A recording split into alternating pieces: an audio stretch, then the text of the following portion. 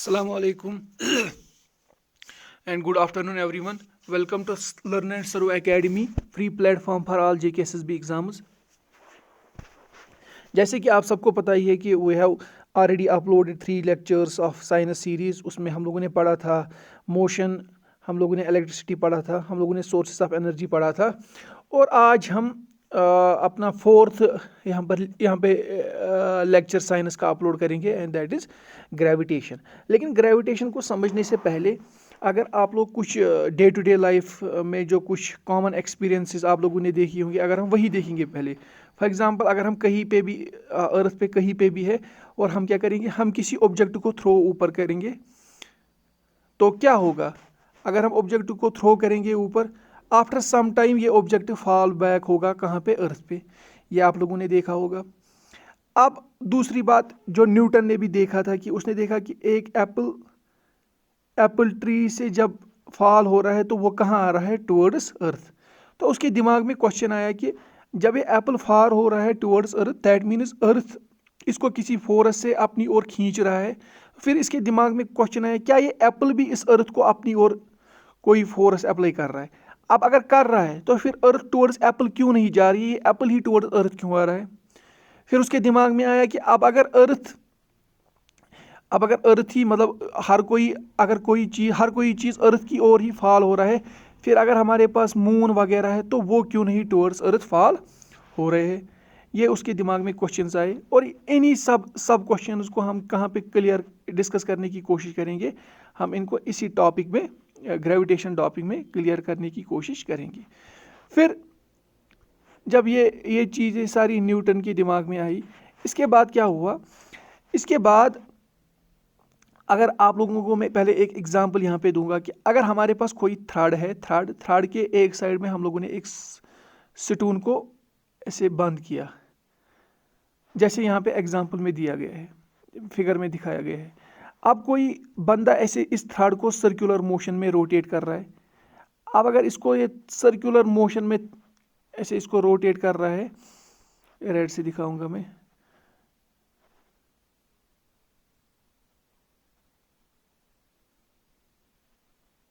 ऐसे circular motion में इसको रोटेट कर रहा है.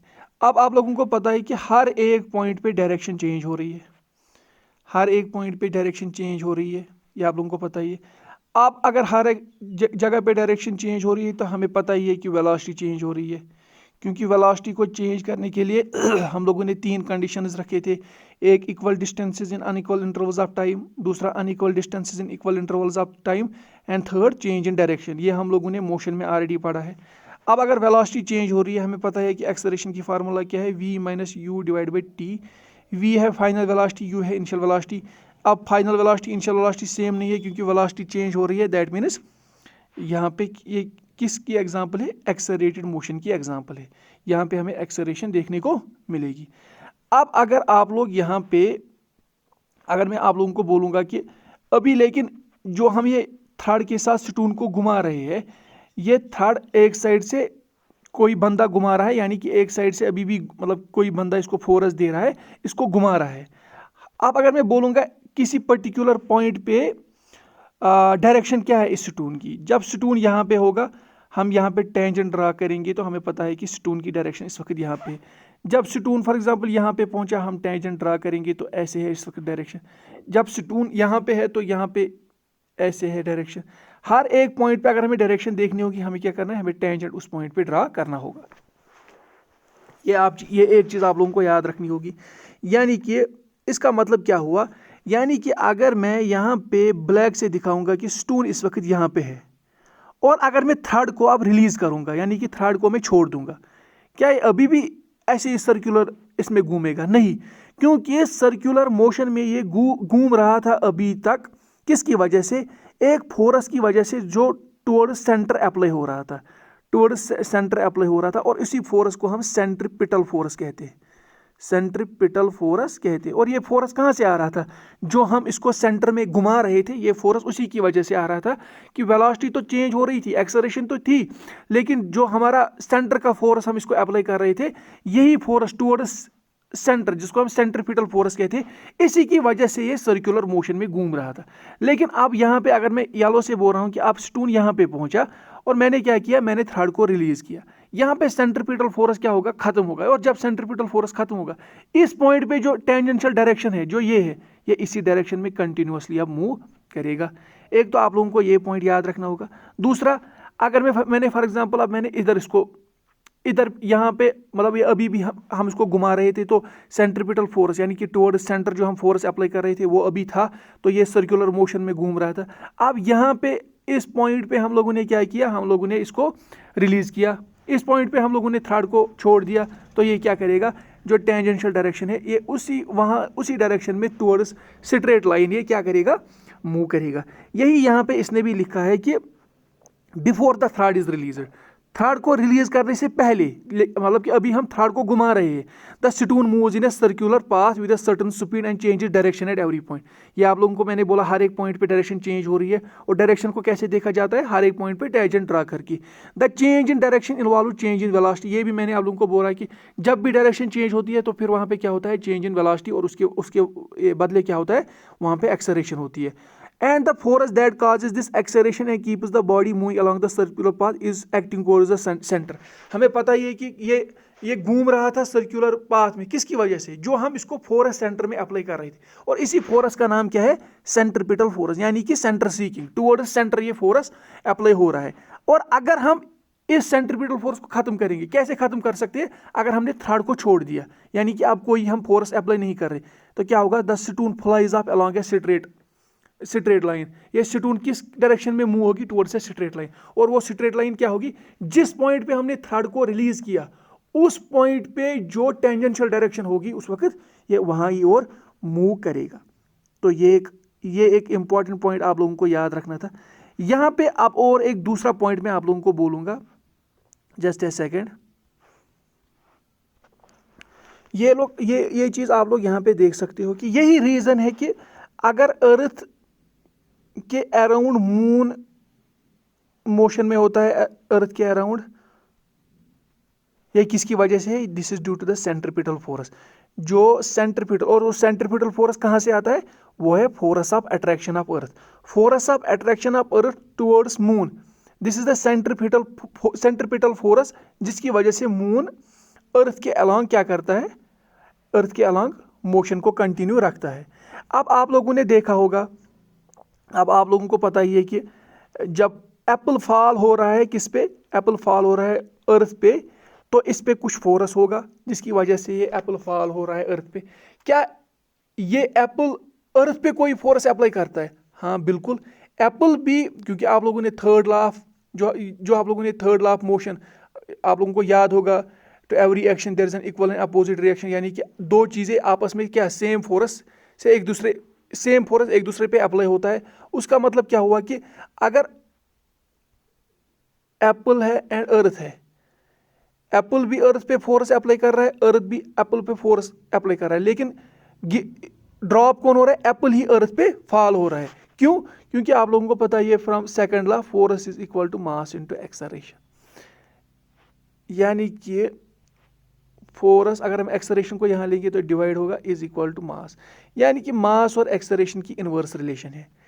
इसका क्या मतलब है, इनवर्स रिलेशन की क्या मतलब हुआ, यानी कि जो एप्पल है उसका मास क्या है, बहुत कम है एज कंपेयर टू अर्थ, यानी कि ये बहुत ही ज़्यादा एक्सेलरेशन से फॉल होगा किसकी ओर, टुवर्ड्स अर्थ। अब अगर हम अर्थ की बात करते हैं, यहाँ पे अर्थ का मास क्या है, बहुत ही ज़्यादा है, तो एक्सेलरेशन ऑलमोस्ट ज़ीरो है, और यही रीज़न है कि अर्थ टुवर्ड्स एप्पल नहीं जा रही है, बट एप्पल ही फॉल हो रहा है टुवर्ड्स अर्थ।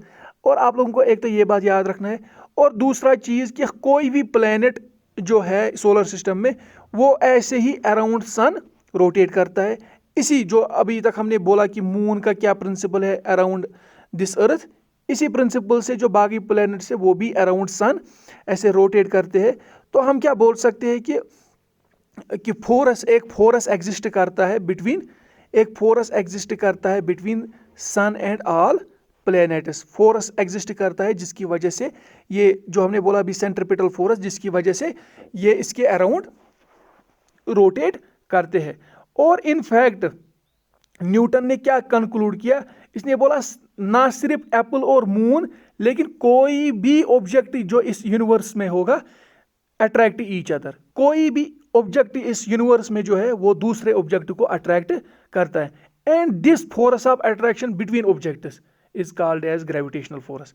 जो force of attraction between any two objects in this universe, कोई भी फोर्स ऑफ अट्रैक्शन, जो भी force of attraction between two objects होता है in this universe, this is called as gravitational force. This is called as gravitational force. आप लोगों को यहाँ तक याद समझ आया होगा कि पहले मैंने बोला कि मून क्यों नहीं हो रहा है फॉल टुवर्ड्स अर्थ, क्योंकि इसके लिए मैंने बोला कि जो अर्थ का फोर्स ऑफ अट्रैक्शन है वो क्या है, वो सेंट्रीपिटल फोर्स है, और उसकी वजह से मून किसके अराउंड रोटेट करता है, अर्थ के अराउंड। अब अगर ये फोर्स ऑफ अट्रैक्शन खत्म होता अर्थ का, तो जिस डायरेक्शन में, यानी कि टेंजेंट अगर हम डालते मून की मोशन को, टेंजेंट किसी पॉइंट पे डालते, अगर ये फोर्स ऑफ अट्रैक्शन अर्थ का नहीं होता तो ये स्ट्रेट लाइन में ये मून फॉर एवर के लिए ये फॉरवर्ड मूव करती उसी स्ट्रेट लाइन में, और ये सर्कुलर मोशन को कंटिन्यू नहीं करती। इसी तरह ये जो सारे प्लैनेट्स अराउंड सन रोटेट होते हैं, उनका भी क्या यही सेंट्रीपिटल फोर्स है ऑफ सन, जो यानी कि फोर्स ऑफ अट्रैक्शन ऑफ सन, जिसकी वजह से इसके अराउंड ये रोटेट करते हैं। और फिर न्यूटन ने क्या कंक्लूड किया कि बोला कोई भी दो ऑब्जेक्ट जो इस यूनिवर्स में है वो क्या करते हैं, वो आपस में उनको एक फोर्स होता है, फोर्स ऑफ अट्रैक्शन होता है between any two objects, and that force is called as gravitational force. मैं उम्मीद करता हूं कि आप लोगों को ये चीज यहां तक समझ आई होगी। इसके बाद अब हमारा जो टॉपिक है वो है यूनिवर्सल लॉ ऑफ ग्रेविटेशन। अब हमारा जो टॉपिक है वो है universal law of gravitation. Universal law of gravitation.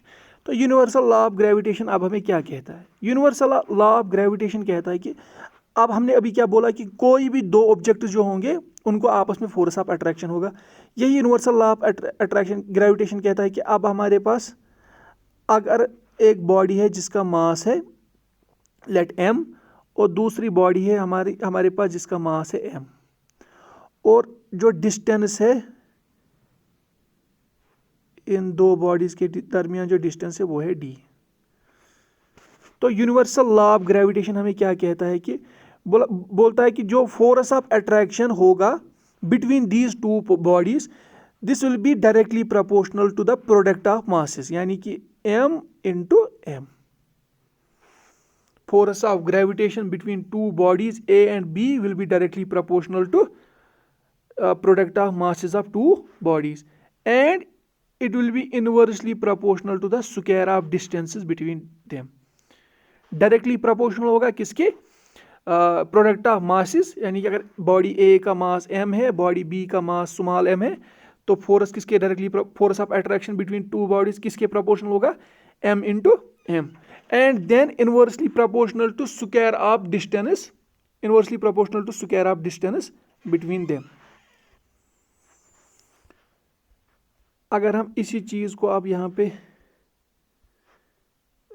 थोड़ा सा और समझेंगे तो हमने क्या बोला? Force is inversely proportional to product of m into m divide by d square.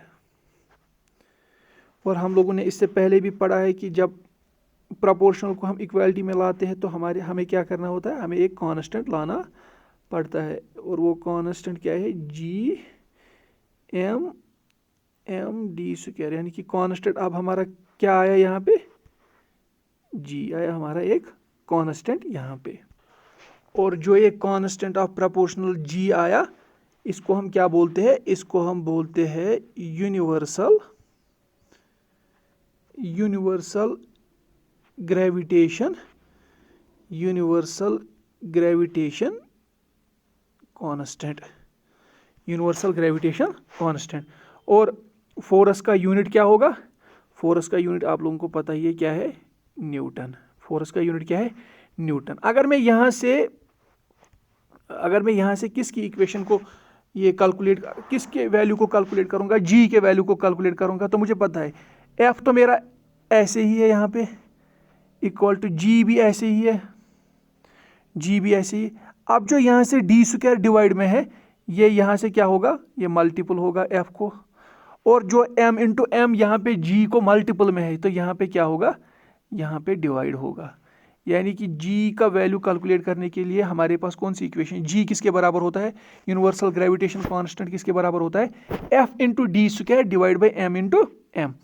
और आप अगर इसके g जो यूनिवर्सल ग्रेविटेशनल कांस्टेंट है, यूनिवर्सल ग्रेविटेशनल कांस्टेंट अगर इसका हमें यूनिट देखना होगा तो g किसके बराबर है, पहले ही है f का क्या यूनिट अभी मैंने बोला न्यूटन, फोर्स का unit Newton, into D square, D तो है हमारे पास क्या, डिस्टेंस का यूनिट क्या होता है मीटर, यानी कि newton metre square, divide by mass m into M, एक मास का यूनिट kg, दूसरे का भी kg, newton metre square kg square किसका यूनिट है फिर, यूनिवर्सल ग्रेविटेशनल कांस्टेंट का यूनिट।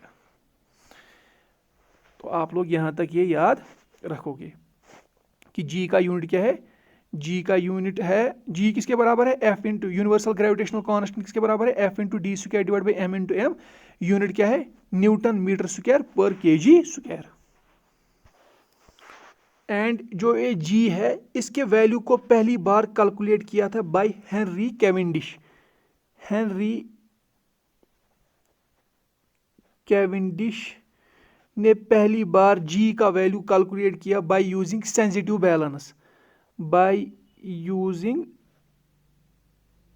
Sensitive balance. और जो एक्सेप्टेड वैल्यू है आप g, प्रेजेंटली जो एक्सेप्टेड वैल्यू है आप g, that is equal to 6.673 into 10 raised power -11 newton metre square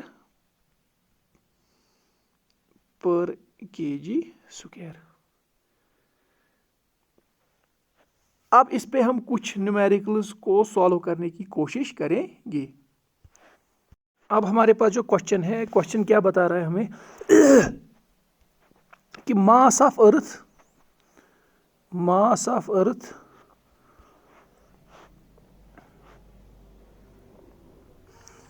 is 6 into 10 raised power 24 kg and mass of moon is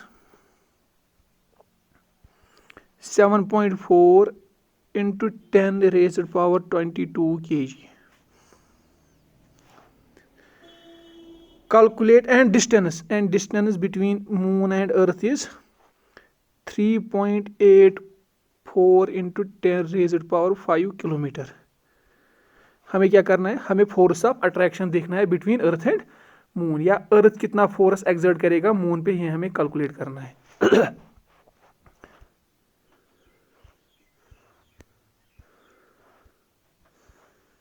हमें पता है कि फोर्स की क्या हमने अभी देखा equation, force is equal to G M M divide by D square. Therefore force is equal to G का कितना वैल्यू है अभी हमने देखा 6.673 इंटू 10 रेज्ड पावर -11। यूनिट्स क्या है, newton metre square kg square, newton metre square पर kg square, यानी कि एक तो यूनिट मीटर में होना चाहिए और kg में। इसके बाद मास ऑफ अर्थ कितना है, 6 into 10 raised power 24 kg। Since ये वहाँ से ही kg में है तो यूनिट कन्वर्शन की कोई ज़रूरत नहीं यहाँ पे। फिर mass of moon 7.4 into 10 raised power 22, ये भी kg में है तो यूनिट कन्वर्शन की कोई ज़रूरत नहीं, divide by 3.84 into 10 raised power 5 kilometre. लेकिन किलोमीटर को अगर हम कन्वर्ट करना होगा मीटर में तो हमें किसके साथ मल्टीपल करना होता है, बस 1000 से, 1000 मीटर। और इसी का हमारा यूनिट जो है वो क्या है, और इसका जो ये यहाँ पे डी का क्या है स्क्वायर, तो वही यहाँ पे हमने लिखा स्क्वायर। लेकिन यहाँ पे डिस्टेंस था 3.84 इंटू 10 रेज पावर 5 किलोमीटर, मैंने लिखा 3.84 इंटू 10 रेज पावर 5, फिर किलोमीटर लिखना था, मैंने किलोमीटर के बदले 1000 मीटर लिखा, और फिर अपना स्क्वायर है।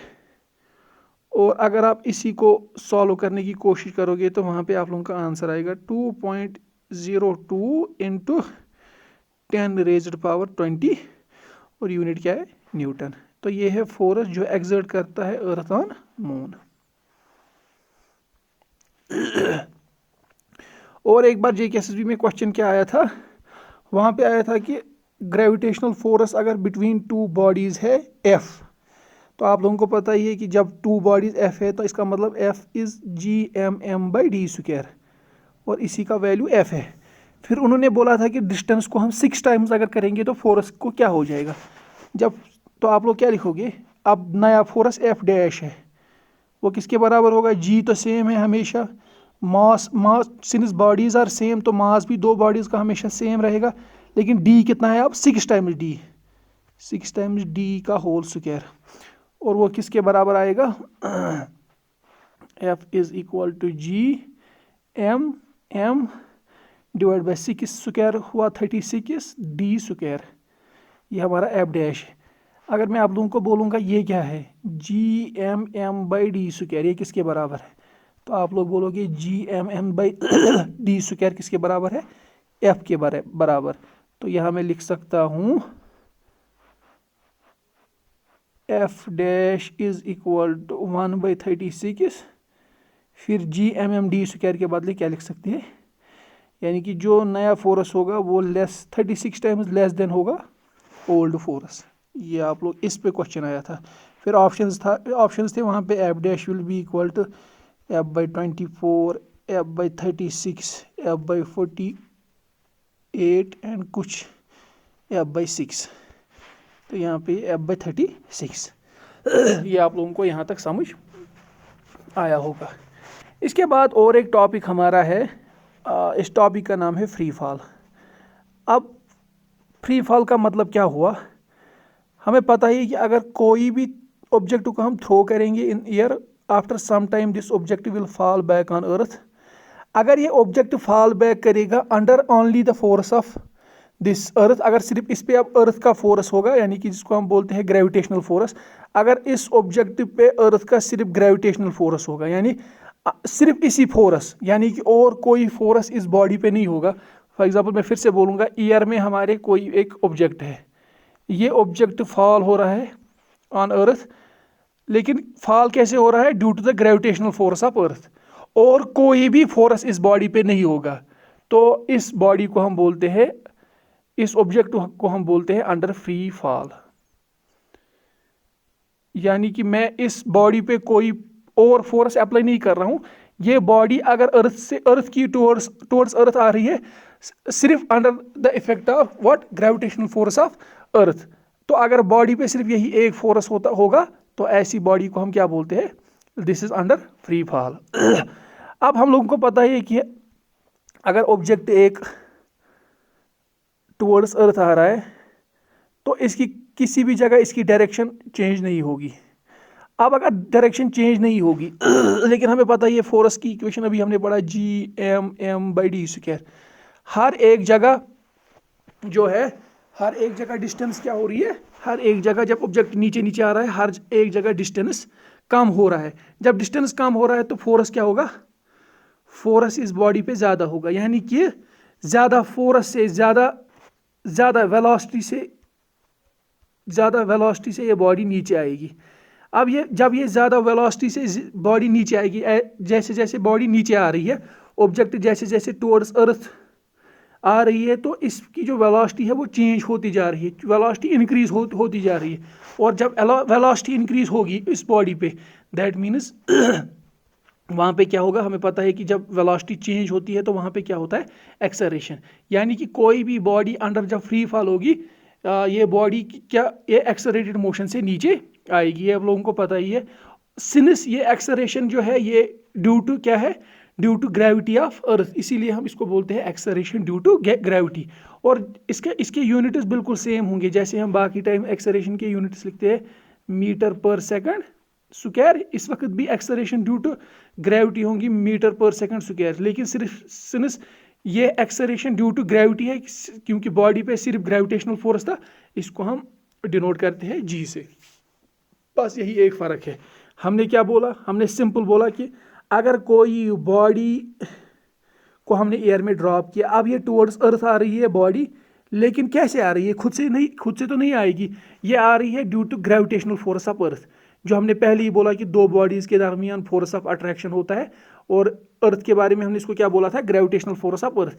अब बॉडी आ रही है towards earth due to gravitational force of earth. इस बॉडी पे और कोई भी फोर्स नहीं है, सिर्फ अगर फोर्स है और जिसकी वजह से ये नीचे आ रही है वो है ग्रेविटेशनल फोर्स ऑफ अर्थ। ऐसी बॉडी को हम बोलते हैं अंडर फ्री फॉल। ये हमने पहला पॉइंट बोला। दूसरा पॉइंट हमने बोला कि जब अब बॉडी नीचे आ रही है, ऑब्जेक्ट जब नीचे आ रहा है, तो इसकी डायरेक्शन कहीं पे भी चेंज नहीं होगी। जब डायरेक्शन चेंज नहीं हुई, दैट मीन्स वेलोसिटी इसकी डायरेक्शन की वजह से चेंज नहीं हो रही। फिर इसकी वेलोसिटी क्यों चेंज हो रही है, क्योंकि जब ये टुवर्ड्स अर्थ, जब ये नज़दीक नज़दीक अर्थ के नज़दीक नज़दीक ये बॉडी पहुंचेगी, तो इसकी ये जो वेलोसिटी है वो इंक्रीज हो रही है, क्योंकि डिस्टेंस हमने बोला पहले ही, इसकी डिस्टेंस कम कम हो रही है, फोर्स ज़्यादा बढ़ रहा है। अब फोर्स ज़्यादा बढ़ रहा है तो ज़्यादा वेलोसिटी से ये नीचे आ रही है, यानी कि वेलोसिटी हर एक पॉइंट पे चेंज हो रही है। अब वेलोसिटी चेंज हो रही है तो हमें पता है कि फिर कंसेप्ट किसका आता है, एक्सेलरेशन का। वेलोसिटी चेंज हुई तो ये बॉडी क्या है, अंडर एक्सेलरेशन।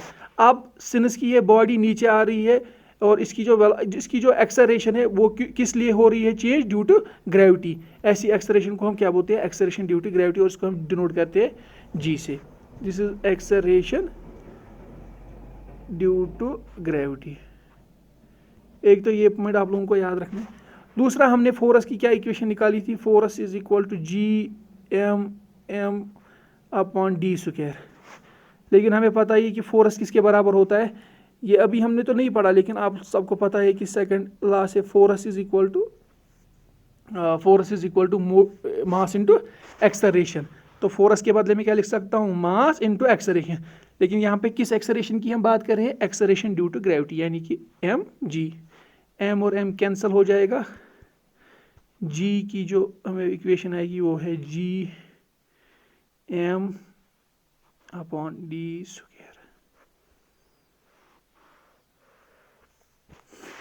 सिंस मैंने पहले ही बोला एक्सेलरेशन ड्यू टू ग्रेविटी, इसका यूनिट क्या होगा, मीटर पर सेकंड स्क्वायर। तो आप लोग वो देख भी सकते हो, कहाँ पे, वो आप लोग ऐसे देख सकते हो कि g का यूनिट किस में है, g का यूनिट है हमारा न्यूटन मीटर स्क्वायर पर kg स्क्वायर, जो हमने पहले ही बोला। मास का यूनिट कितना है, kg, और d का डिस्टेंस का कितना यूनिट है, वो है मीटर, और इसका बनेगा metre square cancel, kg cancel,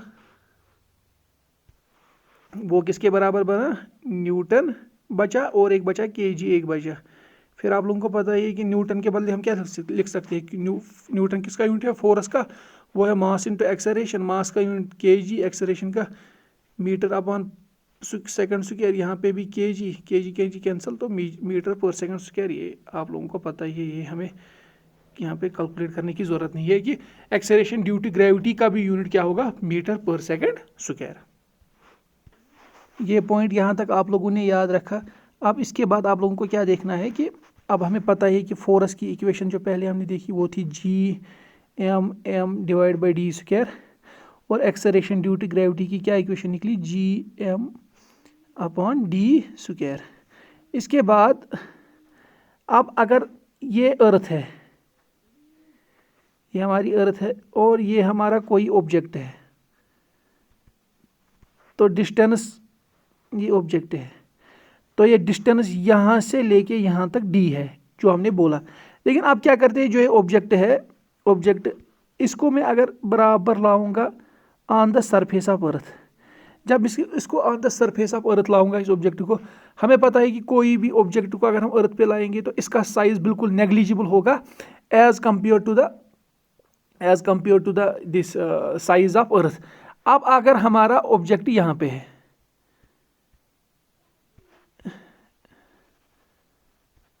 अब अगर हमारा ऑब्जेक्ट, मैंने क्या बोला कि हमने ऑब्जेक्ट को बराबर ऑफ सरफेस ऑफ अर्थ पे लाया। अब क्या होगा, जो अब ऑब्जेक्ट सिंस इसका साइज बिल्कुल नेग्लिजिबल है, तो हम इसको ऐसे छोटा दिखा सकते हैं, क्योंकि साइज नेग्लिजिबल है।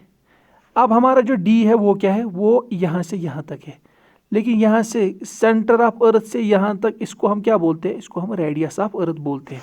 तो हम क्या लिख सकते हैं, फिर हम लिख सकते हैं G is equal to G(m)/r²। लेकिन ये कब, R कब है, एक्सेलरेशन ड्यू टू ग्रेविटी जो हमने लिखा है G = gm/r², ये तब पॉसिबल है जब हमने एक ऑब्जेक्ट को ऑन सरफेस ऑफ अर्थ लाया, और हमें पता है कि जब ऑब्जेक्ट को ऑन सरफेस ऑफ अर्थ लाया तो जो ऑब्जेक्ट है उसका साइज नेग्लिजिबल है almost with respect to the size of earth. That means अब जो डिस्टेंस है between earth and object that is from centre of earth to the surface of earth and that is radius of earth. अब G को हम किसके बदले जी के बदले हम क्या लिख सकते हैं, gm/r², यानी कि gm/d। अभी तक डिस्टेंस था d क्योंकि ऑब्जेक्ट सरफेस पे नहीं था, लेकिन अब जब ऑब्जेक्ट को हमने सरफेस पे लाया d किस में कन्वर्ट हुआ, रेडियस में, क्योंकि अब सिर्फ डिस्टेंस रेडियस ऑफ अर्थ बच गया। तो g के बदले हम क्या लिख सकते हैं, gm/r²। तो इस पे अब क्वेश्चन क्या आता है कि जो रेडियस होता है, रेडियस ऑफ अर्थ जो होता है एट पोल्स, जो रेडियस ऑफ अर्थ होता है वो लेस होता है, एंड रेडियस ऑफ अर्थ जो एट इक्वेटर होता है, इक्वेटर क्योंकि हमें पता है पूरा स्फीयर तो अर्थ नहीं है, और जो radius of earth at poles होता है वो क्या होता है, वो ज़्यादा होता है। यानी कि जब हम पोल से इक्वेटर की ओर आते हैं तो रेडियस इंक्रीज होती है। अब जब रेडियस इंक्रीज होगी, रेडियस जब इंक्रीज होगी तो एक्सेलरेशन ड्यू टू ग्रेविटी क्या होगा, डिक्रीज होगा। जब एक्सेलरेशन ड्यू टू, क्योंकि इनवर्स है, एक्सेलरेशन ड्यू टू ग्रेविटी जब डिक्रीज होगा, एक्सेलरेशन ड्यू टू ग्रेविटी क्या होगा, डिक्रीज। यानी कि अगर ये पोल है, ये इक्वेटर है, पोल पे जो रेडियस है वो कम है, इक्वेटर पे जो रेडियस है वो ज़्यादा है, इसलिए एक्सेलरेशन ड्यू टू ग्रेविटी जो पोल्स पे वो ज़्यादा है और जो इक्वेटर पे है वो कम है। यही मैंने यहाँ पे बोला कि पोल्स से जब हम इक्वेटर की ओर आएंगे तो हमारा जो रेडियस है वो क्या होता है, वो इंक्रीज होता है। जब रेडियस इंक्रीज होगा इक्वेटर पे तो वहाँ पे एक्सेलरेशन ड्यू टू ग्रेविटी कम होगा, और रेडियस कहाँ पे कम है, पोल्स पे, तो वहाँ एक्सेलरेशन ड्यू टू ग्रेविटी ज़्यादा होगा। इस लेक्चर में हम इतना ही रखते हैं। हम उम्मीद करते हैं कि आप लोगों को ये लेक्चर पसंद आया होगा और आप लोगों को समझ आया होगा कि हमने इसमें क्या समझाने की कोशिश की है। अगर आप इस चैनल पे नए हो तो इस चैनल को सब्सक्राइब कीजिएगा और इस चैनल को अपने दोस्तों के साथ शेयर कीजिएगा, और हमें कमेंट बॉक्स में ज़रूर बताइएगा कि आपको लेक्चर कैसा लग रहा है। जैसे हम लोगों ने प्रॉमिस किया है कि हर एक लेक्चर VLW का या जो भी अपकमिंग JKSSB एग्ज़ाम आने वाले हैं, जो भी अपकमिंग, तो उनके रिलेटेड भी हम लेक्चर्स को अपलोड यहाँ पे करेंगे। इसके अलावा मैं आप लोगों को कहना चाहूँगा कि जो भी आज के बाद JKSSB का एग्ज़ाम अपकमिंग एग्ज़ाम होगा उसके mock test almost 3-4 mock test हर एक एग्ज़ाम के आप लोगों को फ्री प्रोवाइड किए जाएंगे। बस आप लोगों को इस चैनल को सब्सक्राइब करना है एंड इस चैनल को सपोर्ट करना है। Thank you.